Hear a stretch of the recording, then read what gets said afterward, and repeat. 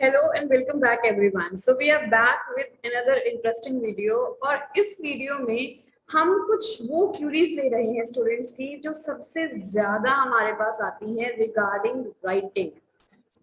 तो अब writing expert से अच्छा कौन एक्सप्लेन कर सकते हैं, right? So today we are here with Mahima ma'am and Mahima ma'am would clear all our doubts related to writing. और सबसे ज्यादा पूछा जाने वाला क्वेश्चन है जो कि है how to score 7 bands in writing. That also we are going to ask from her today and we will see how this goes. So shall we start? Yes. Okay. So my first question is ma'am कि time limit जो है reading writing में वो क्या होती है? See, time limit is 1 hour. लेकिन हमेशा स्टूडेंट्स को ये ट्राई करना चाहिए कि वो 5 minutes प्रायर इसे खत्म कर दें. That means in 55 minutes they should try to finish the writing. अब ऐसा क्यों? क्योंकि 5 minutes उन्हें रखना चाहिए प्रूफ रीडिंग के लिए. कभी कभी टेंस गलत देख लेते हैं वो टास्क 1 में, या फिर वो टास्क 2 में क्वेश्चन को ध्यान से नहीं पढ़ते हैं, या फिर कभी कभी ये होता है कि वो किसी वर्ड को रिपीट करते हैं ऑल्दो उन्हें सिनोनिम्स पता होते हैं. तो उस 5 मिनट में ये देख सकते हैं कहीं उन्होंने कोई वर्ड रिपीट तो नहीं कर दिया जिनके बारे में उन्हें ऑलरेडी एक सिनोनिम पता है. So this will help them to save lot of energy as well as they can even add on 0.5 bands in this 5 minutes. So total is 1 hour, but we should try to finish it in 55 minutes. Okay, that's nice to know. Ma'am, what about the word limit? Word limits का क्या रहता है? Word limit का वैसे तो it's 115 task 1 and 215 task 2. But target रखना चाहिए 180 in task 1 and 280 in task 2. I think this will really go better. But हाँ, ये ध्यान रखिए कि अगर थोड़ा बहुत कम होता है तो इट इज फाइन, और लेकिन बहुत ज्यादा कम नहीं होना चाहिए. Okay. And ma'am, what if I exceed the word limit? See, if it is like 280, 290 in task 2, doesn't matter. If it is 180, 190 in task 1, it doesn't matter. But don't go till 300 or don't go above 200 in task 1. Okay. And अगर कम कर दिया, अगर writing task 1 में 141 से 150 के बीच में कोई problem नहीं है. अगर टास्क 2 में ये 250 यू कैन से 241 से 250 के बीच में तो भी कोई प्रॉब्लम नहीं. लेकिन 250 के नीचे जाता है तो यू हैव टू पे the penalty, you will score less. Okay ma'am. And ma'am कभी कभार ऐसा होता है ना that we are not able to get good views on that topic, तो उसका क्या सॉल्यूशन? एग्जैक्टली. बट एक बात बताऊं, व्यूज की बहुत ज्यादा टेंशन मत लो. अगर आपके पास उस पॉइंट से रिलेटेड एक व्यू भी है, आप बस एक काम करो, उस व्यू को लो, उसको 2-3 लाइन में इलाबोरेट करो, उससे रिलेटेड एक एग्जांपल लिखो, उसे एंड करो एंड यू आर डन. सो एक आर्ग्यूमेंट का एक पैरा जिसमें एक पॉइंट है, दूसरे आर्ग्यूमेंट का दूसरा पैरा जिसमें एक पॉइंट है. अगर आपने एक व्यू भी लिख लिया लेकिन उसमें क्लैरिटी है, सो you will be going through it and you will not face problem. हाँ, लेकिन अगर व्यूज रियली इंप्रूव करने हैं तो the best solution is to read sample answers. लेकिन वो करना कैसा है कि पहले क्वेश्चन खुद सोचो, ब्रेनस्टॉर्मिंग करो, आपके पास कितने व्यूज आ रहे हैं उसके बारे में सोचो, and then the next thing is कि आप उसका सैंपल आंसर पढ़ो. So I suggest my students की डेली 5 सैंपल आंसर्स उन्हें जरूर पढ़ने चाहिए फॉर अ बेटर स्कोर. लेकिन डायरेक्टली कभी नहीं, पहले अपना ब्रेन यूज करो और फिर दूसरे राइटर का ब्रेन यूज करो. ओके. एंड मैम अब अगर हम कंटेंट की बात करें तो कंटेंट के अंदर can I use the idioms? Not at all. Writing is very formal writing. Speaking में यूज करो इडियम्स अगर अच्छे लगते हैं तो.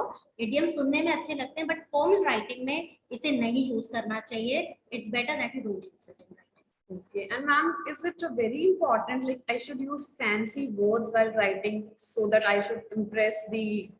हाँ, आपने निष्ठा मैम बहुत बार YouTube पे देखा होगा, ये 10 वर्ड यूज कर लो 7 बैंड्स आ जाएंगे. Yes, देखा है ना? तो आपने ट्राई किया है कि 7 ये 10 वर्ड यूज कर लेती हूँ और मेरे 7 बैंड्स आ जाएंगे? जाएंगे. It is never possible to use that words according to the views and everything. Actually, see, question कुछ और कह रहा है और वो कह रहे हैं आप ये 10 वर्ड यूज कर रहे हो. See, examiners are not a fool. They are checking every word and they know. तो फैंसी वोकैब की जगह बेटर है रेलेवेंट वोकैब यूज करो. तो इससे पहले मैंने आपको बताया था ना सैंपल आंसर्स पढ़ो. तो बेटर क्या है, उन सैंपल आंसर्स में से जो जो अच्छे वर्ड्स आपको लग रहे हैं उनकी लिस्ट बनाते जाओ एंड यू आर डन. हर टॉपिक पर you will have 10 to 12 words and you can use them accordingly. So best way sample answer पढ़ते समय jot down very good vocabulary which you are getting and you will get through it. So vocab के लिए ऐसा नहीं कि हिमालय पे जाकर एक अच्छी सी vocab ढूंढ के आनी है. It doesn't work guys कि डिक्शनरी में से सबसे टफ वर्ड में यूज कर लूं. That is not going to work. हाँ, एक और चीज वर्क नहीं करती कि आप लोग कभी-कभी मोबाइल गूगल पे जाते हैं, वर्ड टाइप करते हैं चिल्ड्रन का सिनोनिम. अब चिल्ड्रन का सिनोनिम आपको बात करना है टीनेजर्स की और वहां लिखा होता है इन्फेंट. इन्फेंट मतलब क्या होता है? New born baby. और आपको अगर बात करनी है टीनेजर्स की, so you can not use the word infant here. और बच्चे क्या करते हैं? टीनेजर्स की बात करनी है, और चिल्ड्रन, चिल्ड्रन का सिनोनिम तो इन्फेंट है. Let's write infant. In fact there are toddlers. Toddlers कौन होते हैं? घुटने केवल चलने वाले बच्चे. वो टीनेजर्स तो नहीं हो सकते ना. So use your brains while using synonyms. Okay. Okay. And ma'am, I think फिर इसी तरीके से हम अपनी vocabulary improve भी कर सकते हैं, है ना? Which can be helpful in each of the module. अच्छा मैम, कंटेंट के बारे में I would like to continue. Complex structures का मैंने बहुत सुना है that if you write complex structures आपका band score बढ़ेगा. So is it important that I should only use complex structures? Not at all. अगर आप सिर्फ complex structures use करोगे तो आपके 6 bands भी नहीं आएंगे. The problem is they are checking for the variety of sentence structures. तो आपकी राइटिंग में simple sentence भी होने चाहिए, compound sentences भी होने चाहिए और complex structures भी होने चाहिए. अब simple क्या होते हैं, compound क्या होते हैं, complex क्या होते हैं, इसके ऊपर हमने एक वीडियो बनाया हुआ है, तो do check it out. ठीक है. सो कॉम्प्लेक्स लिखो. कभी कभी मैंने देखा है निष्ठा मैम, स्टूडेंट एक पैरा बनाते हैं 9 लाइंस का, उसमें सेंटेंस शुरू होता है फर्स्ट लाइन से और खत्म होता है लास्ट लाइन. उनसे पूछा जाता है कि ऐसा क्यों किया? मैम कॉम्प्लेक्स सेंटेंस लिखे हैं, 7 लाइंस लाने हैं मुझे. So don't be in this dilemma that complex use करेंगे. नहीं, सिंपल, कंपाउंड, कॉम्प्लेक्स, तीनों का combination will give you 7 lines और अबव. अब जैसा कि मैम हमको पता लग रहा है कि राइटिंग में इतना सब कुछ है ध्यान रखने को, तो आप मुझे प्लीज ये भी बताओ कि हम टाइम मैनेज कैसे करें. टाइम मैनेजमेंट राइटिंग में कभी भी प्रॉब्लम नहीं आएगा अगर आप ये रूल फॉलो करते हो. एक एग्जाम में टास्क 2 हमेशा पहले करो, क्योंकि टास्क 2 में ज्यादा सोचना पड़ता है, ज्यादा ब्रेनस्टॉर्मिंग होती है. तो 5 मिनट शुरू के अगर आप सोचने में लगा दोगे, rest easily you can get through. Task 1 हमेशा बाद में, क्योंकि टास्क 1 में सब चीज हमारे सामने है, हमें सब दिख रहा है, ये बढ़ रहे हैं, डिक्रीज हो रहा है. हम वो गैप भी हमें ऑलरेडी पता होती है टास्क 1 की. You don't have to think a lot here. So better है टास्क 2 हमेशा पहले, टास्क 1 हमेशा बाद में. और एक और चीज, डेली टास्क 1 और टास्क 2 रोज करें एंड एटलीस्ट 2 मंथ्स राइटिंग को दे before going for your exam. अगर आप टास्क 1 टास्क 2 अलार्म सेट करके डेली करते हैं तो ग्रेजुअली टाइम मैनेजमेंट अपने आप हो जाएगा. राइटिंग में time management is never a problem. बस टास्क को हमेशा पहले करो. जैसे 40 मिनट्स ओवर हो जाए, switch to task 1. That is the only thing. Okay, ma'am, now let's talk about some things that are related to the exam day. Exam day पे जो चीजें होती हैं, तो आई वांट टू नो कि answer sheet जो है वो किस काइंड की प्रोवाइड होती है, मतलब किस तरीके से फॉर्मेट होता है उसका. आंसर शीट में आपके साथ आप देख सकते हैं कि स्क्रीन पर we are sharing with you the answer sheet. तो आंसर शीट किस तरह की होती है?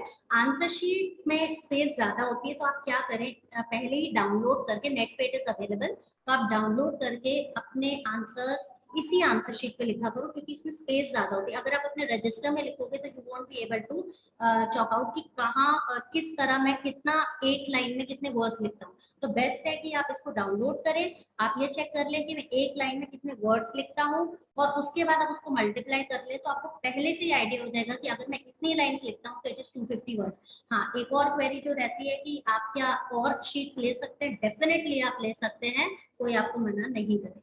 जैसे स्कूल में मैम होता था ना एक्स्ट्रा शीट प्लीज. हाँ, पर ध्यान रखना, स्कूल में हम एग्जामिनर को इम्प्रेस करने के लिए बहुत सारी शीट्स ले लेते थे, बट यहाँ वर्ड लिमिट अगर बहुत ज्यादा गई तो पेनल्टी होगी. So don't do that.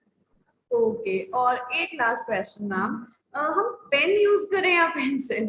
Anything, but better है कि pencil is allowed, so better है पेंसिल यूज करें, क्योंकि अगर कुछ गलत हो जाता है तो can erase it and it looks legible, you know. So pencil is always recommended. Okay, so I can gather from this session कि writing में I think हमें question को अच्छे से read करके clarity बहुत जरूरी है. बिल्कुल. Question में अगर हमारी clarity नहीं है तो I don't think so कि वो होगा. एंड सेकंड थिंग, कंटेंट से ही बात हो गई है जो क्लैरिटी वाली। And second most important thing आप क्या बोलोगे कि क्लैरिटी के बाद सेकंड मोस्ट इम्पोर्टेंट थिंग क्या है? सी मुझे लगता है राइटिंग में सिर्फ एक ही चीज इम्पोर्टेंट है, कंटेंट। अगर आपने क्वेश्चन ध्यान से नहीं पढ़ा तो आपके 6 नहीं आएंगे, मिनिमम 6 भी नहीं आएंगे। आपने कोई भी क्वेश्चन मिस कर दिया, सपोज उसके अंदर 2 सब क्वेश्चन है, उन्होंने पूछा इसका प्रॉब्लम क्या है, इसका रीजन क्या है और इसका सोल्यूशन क्या है, आपने रीजन का पैरा तो लिख दिया, सोल्यूशन नहीं लिखा, यू आर गॉन 5.5। दूसरी चीज, अगर आपने क्वेश्चन चिल्ड्रन पर है, आपने इसे जनरल पीपल पर ले लिया, तो भी आपका स्कोर बहुत कम आएगा। सो ओवरऑल अगर हम इसको समराइज करें तो आईएलटीएस राइटिंग में टास्क 2 में if you don't read the question properly, आप बहुत जल्दबाजी करते हैं, आप अगर क्वेश्चन ध्यान से नहीं पढ़ते हैं तो आपको फिर से एग्जाम देना पड़ेगा, दैट इज फॉर श्योर। तो आई वुड सजेस्ट, जो एग्जाम के एक दिन पहले मैं स्टूडेंट्स को सजेस्ट करती हूँ वो यही होता है, सबसे पहले टास्क 2 में क्वेश्चन को बहुत ध्यान से पढ़ो, मेन वर्ड्स को अंडरलाइन करो। तीसरा ये देखो कि कितने आर्ग्यूमेंट्स हैं, उनको मार्क कर दो, this argument 1, this is argument 2। चौथी चीज, जैसे गब्बर पूछता है ना कितने आदमी थे, आप अपने आप से पूछो कितने क्वेश्चन थे, ठीक है। तो अगर 2 क्वेश्चन है, दोनों को आंसर करना है, एक पैरा में एक क्वेश्चन, दूसरे पैरा में दूसरा क्वेश्चन।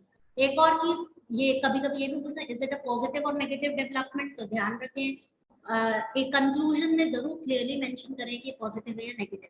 एक क्वेश्चन टाइप होता है, do the advantages outweigh the disadvantages, यहाँ ध्यान रखना आउटवे का मतलब क्या, एडवांटेजेस डिसएडवांटेजेस से ज्यादा है।